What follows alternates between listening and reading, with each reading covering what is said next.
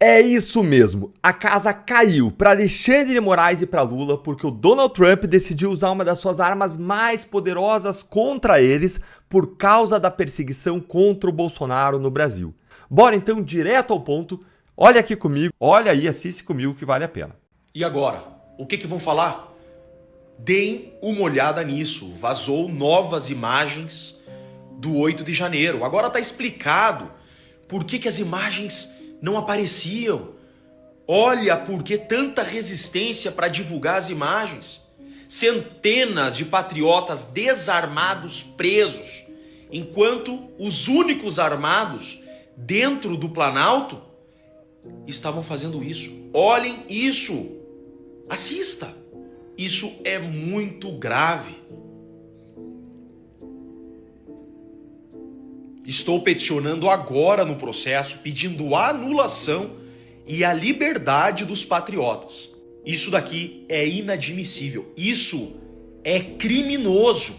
Está claro e evidente a grande armação aos patriotas. Tudo nulo. Tudo nulo. Essa operação, esses processos são todos nulos.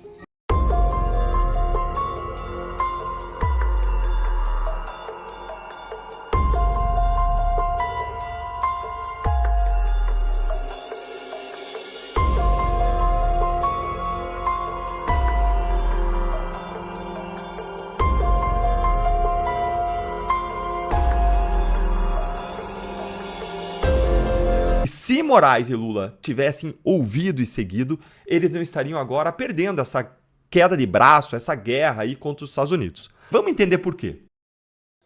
Já ouviu aquele ditado, mentira tem perna curta? Pois é, a verdade está aparecendo e já está escancarada. Vejam isso. A BIM alertou sobre risco de invasão aos três poderes, diz nada mais, nada menos que ex-diretor da BIM ao STF. Saulo Moura da Cunha afirmou que relatórios enviados ao governo falavam em manifestantes armados em intenção de invadir prédios públicos. Lembrando que o ministro da Justiça à época era Flávio Dino. E faz total sentido essa informação. Vejam essas provas. Tá podendo descer até o final da esplanada hoje aqui? Não, mas tá podendo. Passar aqui tá tranquilo. Tá podendo descer. Só. Não, tô perguntando, tá podendo descer a esplanada até o final hoje?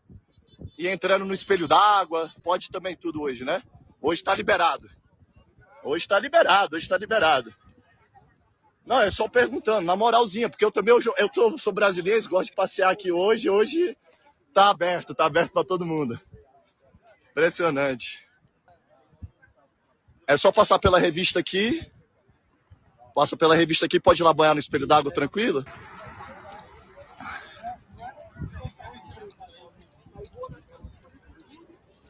Hoje tá podendo descer hoje, até o final. Pode tomar banho no espelho d'água tranquilo. Hoje tá liberado. Ah, só. Beleza. Entendi. Pode continuar descendo. Só.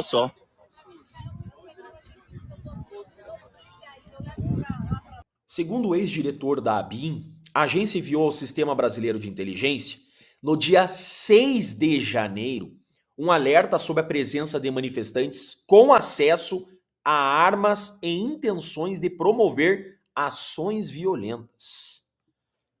Olha só, é por isso então que aquelas pessoas estavam sendo revistadas. Pois é, os golpistas foram revistados antes de dar o golpe. É exatamente isso. Alguém já viu um assaltante ser revistado antes do assalto? O homicida ser revistado antes do homicídio? Pois é, os patriotas foram revistados antes do golpe e estão condenados a 20 anos por tentativa de golpe. É absurdo isso daqui. Isso aqui é uma grande cama de gato.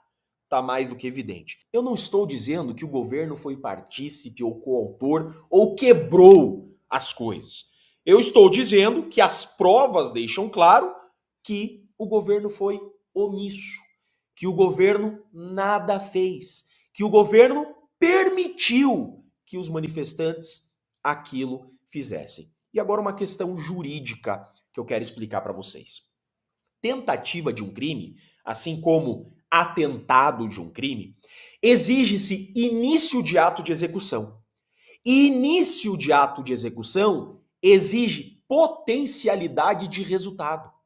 Um ato executório, ele tem que ter potencialidade, potencial, possibilidade de alcançar o resultado. O crime é atentado de golpe. Para que exista atentado de golpe, tem que ter um ato de execução com potencialidade de golpe. Essas pessoas revistadas e desarmadas tinham potencialidade de dar golpe? Não, não pode ser atentado. Não pode ser uma tentativa de golpe. É o mesmo que apontar uma arminha de água e atirar água em alguém. Eu tenho como matar essa pessoa com arma de água? Não. Estamos diante de um crime impossível pela ineficácia absoluta do meio de execução. Ainda que eles quisessem dar um golpe, o meio de execução escolhido é ineficaz. Por quê? Não tem um blindado, não tem arma, não tem como dar golpe desarmado, sem forças armadas. É exatamente isso que diz o Código Penal. Diz aqui, artigo 17 do Código Penal: não se pune a tentativa quando por ineficácia absoluta do meio ou por absoluta impropriedade do objeto é impossível consumar-se o crime. Ineficácia absoluta do meio. Ineficácia absoluta do meio escolhido. Ou seja, com palavras, com pedra, você não dá golpe de Estado.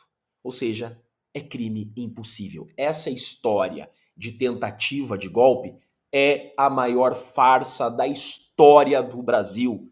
E o Código Penal diz isso, as provas dizem isso, e agora uma testemunha, ouvida ontem, olho no olho com o ministro relator, olho no olho com o Procurador-Geral da República e perante os advogados. Está gravado esse depoimento só do ex-diretor da ABIN, que disse que avisou o governo brasileiro que isso ocorreria. Por isso que o governo colocou policiais para revistar os manifestantes. Eu vou te explicar o efeito dominó das sanções que podem jogar o Brasil no caos.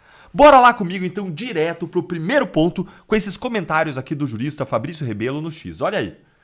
Caso as sanções sejam mesmo impostas, os afetados, os ministros, ficarão impedidos de praticar atos cotidianos banais, como usar o sistema bancário, ter cartão de crédito, o que seria recusado pelas empresas prestadoras desse serviço, os bancos, as operadoras de cartão de crédito. E é aí que se estabelece uma encruzilhada. Qual é essa encruzilhada? Caso não aceitem a recusa, os envolvidos, os ministros, poderão tentar se valer da sua autoridade para tentar obrigar as empresas, os bancos, a atendê-los, inclusive com ordens judiciais direcionadas às pessoas físicas, os dirigentes, dos responsáveis pelos bancos, num cenário típico de ditaduras. Gente, imagina aqui o seguinte cenário comigo. Vem as sanções, os bancos bloqueiam, trancam o patrimônio dos ministros, cancelam as contas bancárias, os cartões de crédito.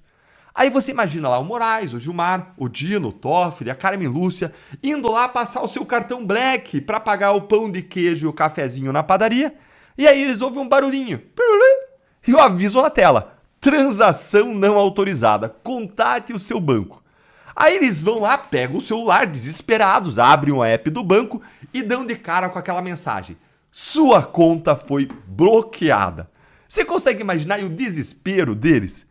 Ó, se você gostou, já deixa aí a sua curtida para que mais gente goste também de imaginar essa cena e mais, para você e outras pessoas entenderem que eles não vão aguentar. Eles vão dobrar a aposta, eles vão querer mandar os bancos brasileiros liberarem as contas deles, tudo em uma hora, sob pena de R$100 mil, busca apreensão, prisão dos representantes legais no Brasil e o que mais a gente conseguir imaginar.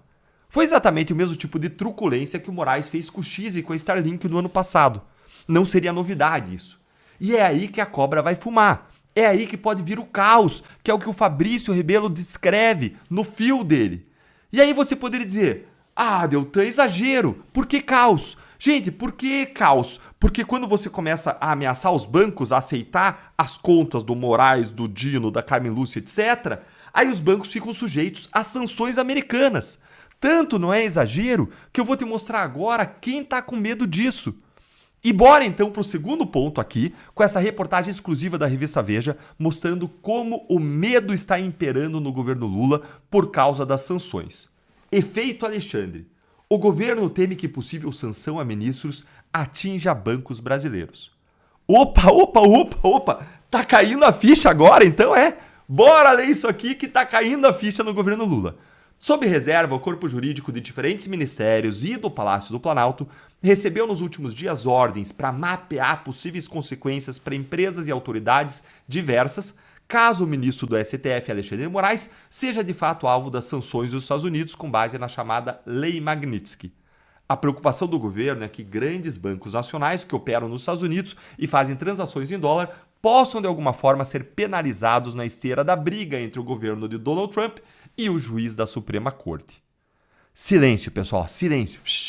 Silêncio, que o governo Lula está descobrindo como funcionam as sanções da Lei Magnitsky. Algo que a gente já explica aqui no Falava faz dias que a gente está explicando isso e agora está caindo a ficha por lá. Parece que a ficha caiu mesmo. Dá uma olhadinha nisto aqui, ó. O imbróglio acendeu o sinal amarelo no Palácio do Planalto, por quê? A depender da extensão da canetada do Trump, a penalidade a Moraes poderia implicar em multa a bancos brasileiros que estariam em casos específicos sujeitos ao ordenamento jurídico americano. Pelo diagnóstico do governo, funcionaria assim. Mesmo que o ministro do STF não tenha um centavo em contas correntes dos Estados Unidos, os bancos brasileiros que operam em território americano poderiam sofrer multas se transacionassem com Alexandre de Moraes ou com familiares e empresas ligadas a ele. Exatamente, gente. É esse o diferencial das sanções da Lei Magnitsky. E é por isso que essa é uma das maiores armas do arsenal diplomático americano. É o fato de que as sanções são aplicadas nos Estados Unidos, mas elas têm efeitos fora dos Estados Unidos, extraterritoriais, ou seja, efeitos que são sentidos fora do país, porque bancos e empresas do mundo inteiro mantêm negócios, parcerias comerciais com empresas americanas, ou então operam em território americano. Lembre que a economia mundial, ela transaciona em dólar. Dólar é a moeda comum. E aí os bancos brasileiros têm que ter um banco correspondente ou uma filial deles mesmos dos Estados Unidos. E aí eles acabam ficando sujeitos às punições dos americanos. Então, mesmo que o Moraes não tenha bens ou contas lá, os bancos brasileiros que operam lá ou fazem negócios com os Estados Unidos vão ter que obedecer às punições.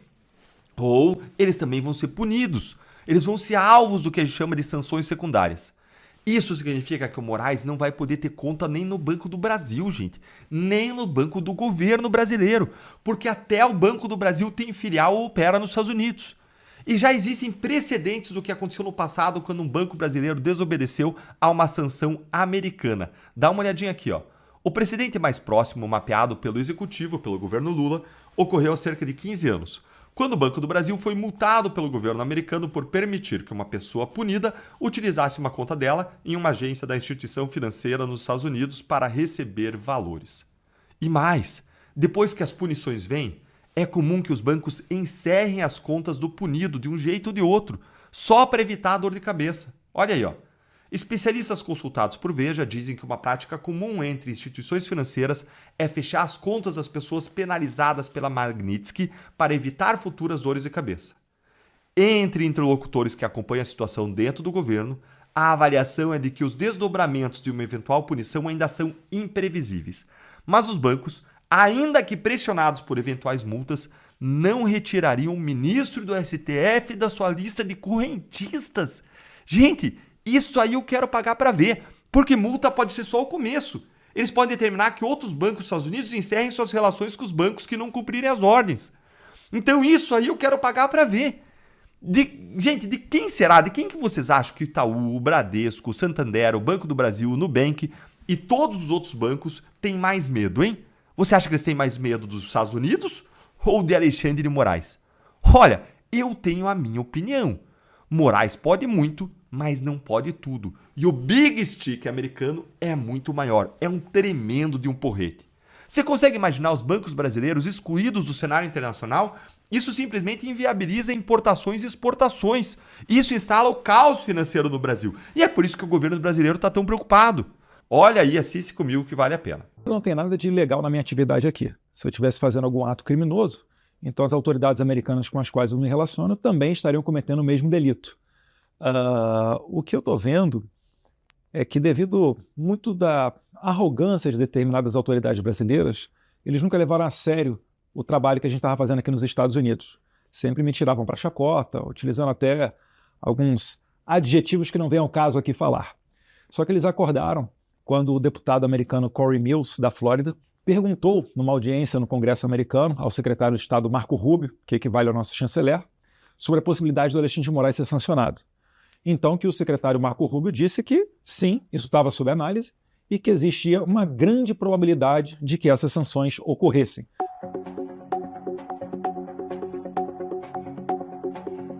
A abertura dessa investigação, desse inquérito, dizendo que eu tenho cometido reiterada conduta delituosa. Ora, se é reiterada, é uma conduta uniforme que há um bom tempo eu pratico.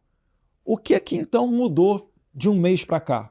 Porque se é uma conduta reiterada, eu estou fazendo ela há 2, 3, 4, 5 meses.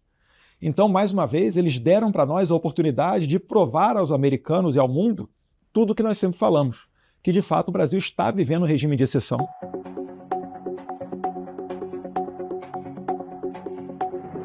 A gente vem tendo reuniões periódicas dentro da Casa Branca e dentro do Congresso norte-americano. Não só americanos, né?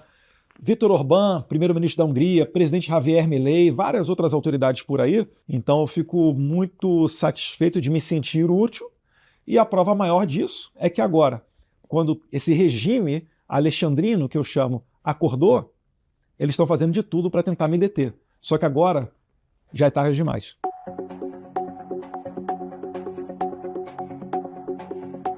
Estou muito confiante, eu diria que não pode falar 100% porque ainda não ocorreram, mas 99% de chance de estarmos muito próximos de conseguir essa sanção.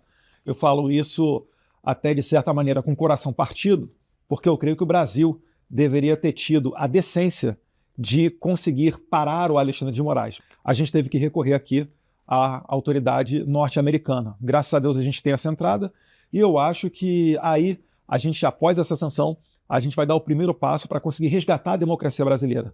Acabar um pouco com isso de que o Congresso Nacional discute tudo e aí qualquer partido entra no STF, notoriamente partidos de esquerda, e o STF derruba aquilo que foi aprovado pelo Congresso, seja uma lei ou qualquer outro tipo de medida. Isso não é uma democracia saudável.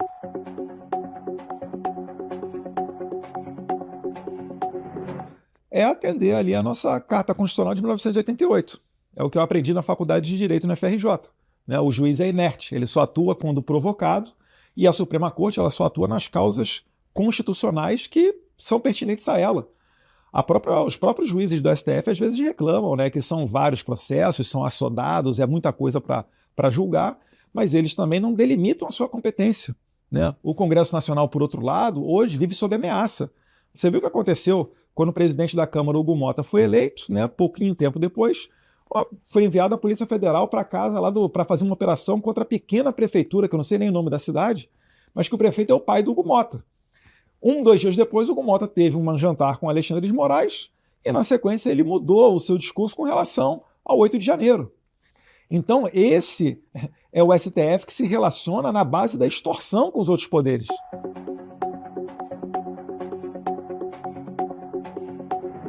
Ele sabe que ele vai sair derrotado, porque ele não tem a verdade ao lado dele. Pergunto a vocês, há quanto tempo está aberto o inquérito das fake news? Desde 2019, 6 anos. E provou o quê? Nada.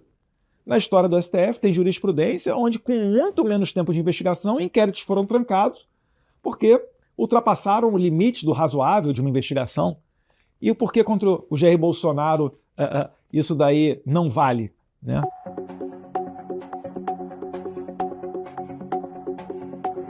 Todo ditador exagera, abusa do seu poder, dizendo defender a democracia ou um bem maior.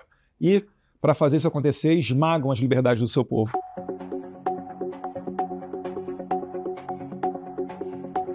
É o que eu falo, o golpe da Disneylândia. Né? No momento em que Jair Bolsonaro estava nos Estados Unidos, eu fico imaginando o seguinte, né? Imagina você falar para um país que realmente já viveu uma ditadura ou teve um golpe de Estado, você falar para eles o seguinte: vamos dar um golpe. Primeiro, eu vou esperar sair da presidência. Mas antes disso, eu vou nomear os chefes militares do meu sucessor, a quem eu quero derrubar. Depois, no segundo momento, Um dia ou 2 dias antes de acabar o meu mandato de presidente, eu vou viajar para outro país. Mas vocês aí, 1.500 pessoas que eu estou mandando para dar o golpe, por favor, sigam firme e forte. Ah, a propósito, quando forem no fatídico dia de derrubar o governo, vocês vão sem armas. Ora, isso tudo daí é surreal o que está acontecendo com o Brasil. O próprio ministro da Defesa do Lula, José Múcio, disse que não foi golpe. O Gilmar Mendes, pouco tempo depois de 8 de janeiro, numa entrevista, salvo engano para uma TV portuguesa, disse que na verdade foi uma baderna, que foi longe demais. E é isso daí. E quantas vezes a esquerda já não fez atos muito piores? Já rolaram carro para dentro da Câmara, já deram flechada em perna de policial legislativo federal, já machucaram mais de 30 policiais militares durante manifestações do MST, tocaram fogo no pé de ministérios durante o governo Bolsonaro. E essas pessoas não foram sequer investigadas.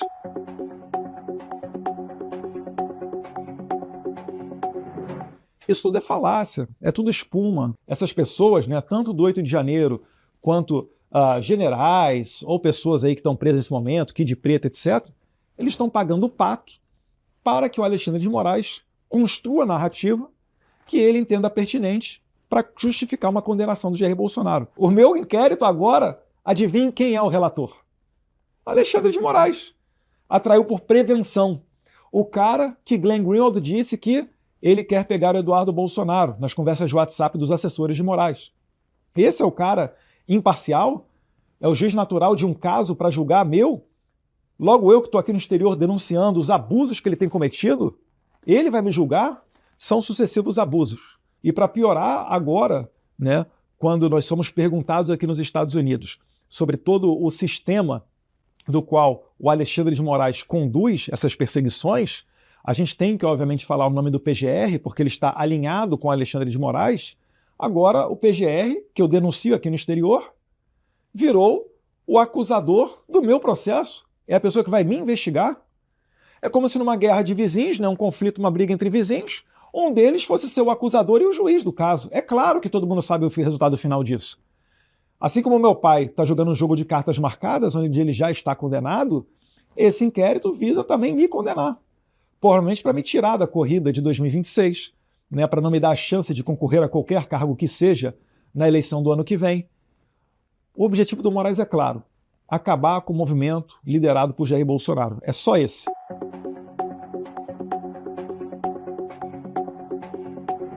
O meu trabalho aqui nos Estados Unidos ele se tornou único. Então tornou-se muito mais importante a gente estar aqui nos Estados Unidos fazendo esse trabalho para segurar o ímpeto ditatorial do Alexandre de Moraes e as pessoas que o rodeiam, do que estar no Brasil.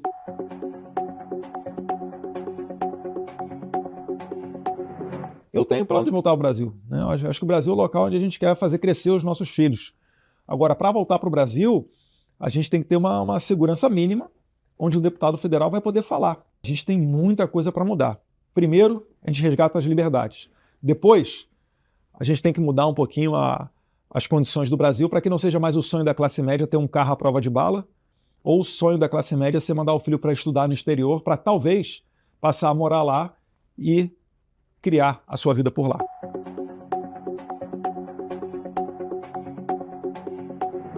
Obviamente, se for uma missão dada pelo meu pai, eu vou cumprir.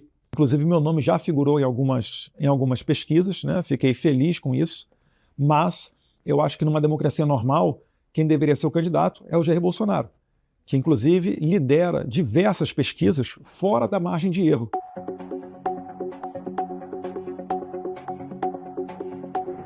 Seria muito daquilo do que foi praticado por Jair Bolsonaro e Paulo Guedes, né? Eu sou um fã do discurso do Paulo Guedes quando ele fala em mais Brasil, menos Brasília. O que significa isso? Significa menos poder concentrado na elite burocrática de Brasília e mais poder e dinheiro no bolso do trabalhador, né? Menos impostos, menos burocracias, buscaria investimentos internacionais, né? Um amplo projeto para você fazer alterações via Congresso Nacional, via medida provisória e decretos, para você ter um ambiente confortável de segurança jurídica, onde o investidor internacional realmente possa vir ao Brasil e aplicar ali o seu dinheiro que o governo tem que trabalhar, né? Deixar mais confortável a vida de quem quer empreender e de quem quer trabalhar. É copiar o modelo de sucesso americano.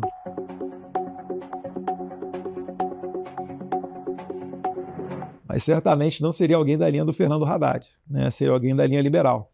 Né? A gente já viu que quanto maior o Estado, mais margem há para corrupção, mais margem há para ineficiência.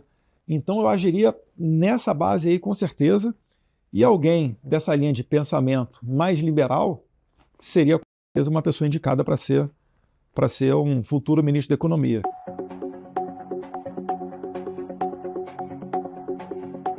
Eu visitei, não faz muito tempo, os presídios de El Salvador.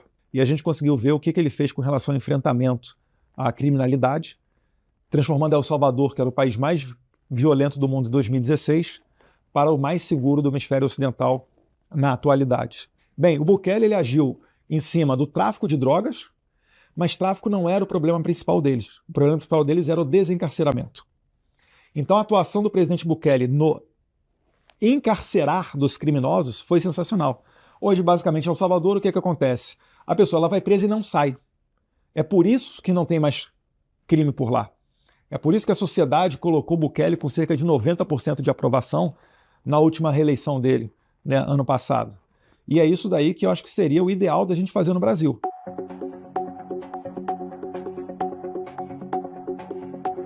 E hoje em dia, a taxa de assassinato deles é menor do que a do Canadá.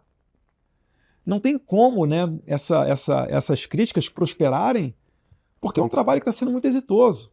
Claro, pode haver algum inocente que seja preso, etc. Porventura pode ocorrer, mas não existe sistema perfeito.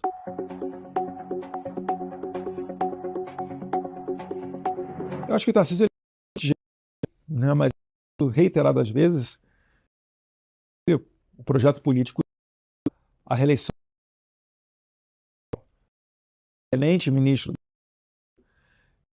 se porventura fala assim, eu não sou de Jair Bolsonaro, se chegar a esse, acho que não chegará, e reverter esse tabu, possibilidade, quem vai dizer o Jair Bolsonaro? Porque eu posso querer muito sair candidato, mas se eu falar que eu sou candidato e o Jair Bolsonaro falar que o candidato dele é outro, não faz sentido a minha candidatura, né? Então são todas pessoas que estamos aí, vamos dizer assim, no radar nesse momento, mas eu continuo muito confiante de que o Jair Bolsonaro ele poderá ter a oportunidade de se candidatar, até porque ele está inelegível por dois motivos muito esdrúxulos.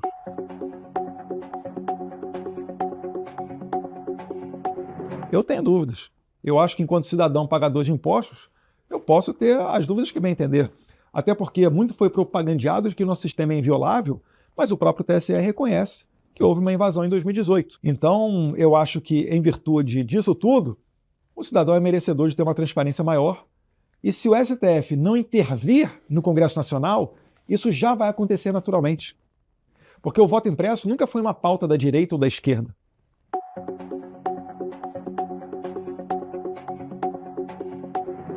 Olha, a Michelle, ela tem uma rejeição muito baixa, ela tem um discurso muito próximo das pessoas evangélicas e da pauta das mulheres, né? Mas eu vou cair na mesma situação do Tarcísio. Eu não me preocupo tanto com esse tipo de coisa, por quê? Porque o Jair Bolsonaro, na verdade, é quem vai decidir.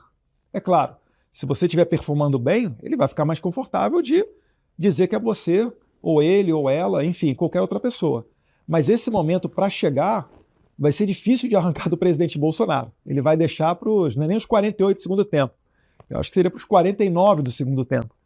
Mais uma vez, porque eu acredito que há uma chance, há uma luz no fim do túnel para a gente corrigir a democracia brasileira e conseguir colocar ele como candidato.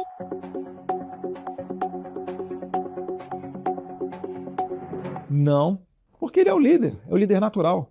Por onde a gente anda pelas ruas, o clamor segue o mesmo ou talvez até maior do que aquele que estava na eleição de 2022. Então, com certeza, o Bolsonaro continua sendo o grande player, não só da direita, mas das próximas eleições.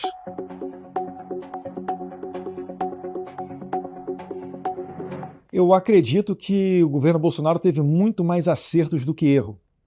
Faltou ali uma estratégia para você colocar adiante os grandes feitos do governo, né, de levar água ao Nordeste, de colocar não só o aumento do Auxílio Brasil, como também a possibilidade de quem trabalhar não perder o auxílio para os próximos 2 anos. Foram muitos acertos do governo Bolsonaro, independência do Banco Central, reforma da Previdência.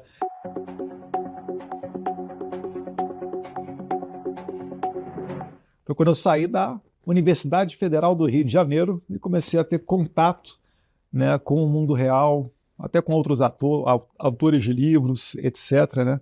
Quando eu comecei a trabalhar, pagar minhas próprias contas, aí você percebe que o mundo, na verdade, você que tem que correr atrás do seu próprio sucesso, né? Ninguém vai fazer por você. Eu não sou de direita porque eu defendo o rico. Eu sou de direita porque eu quero que o pobre tenha emprego e renda, porque esse é o melhor programa social.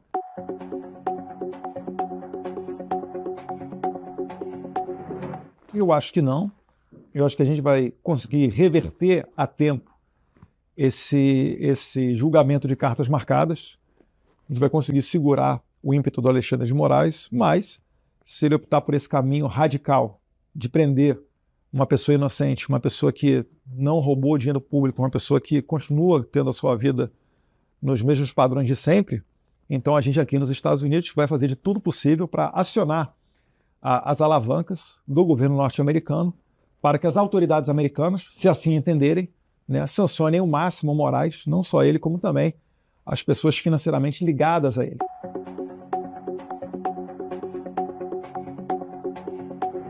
Mas foi uma frase também muito tirada de contexto que 4 meses após eu dizê-la, a esquerda levantou ela dias antes da eleição de 2018 para tentar colocar na gente o rótulo de antidemocrático, coisa que nós comprovamos na prática que não somos, muito pelo contrário, né? Até suportamos muita coisa que a gente não concorda. Mas foi uma canelada, né? Eu lembro ao tempo que eu tinha falado que não era algo para se levar ao pé da letra e saiu ali no meio de um encontro com estudantes de um curso preparatório para concurso público lá de Cascavel, no Paraná.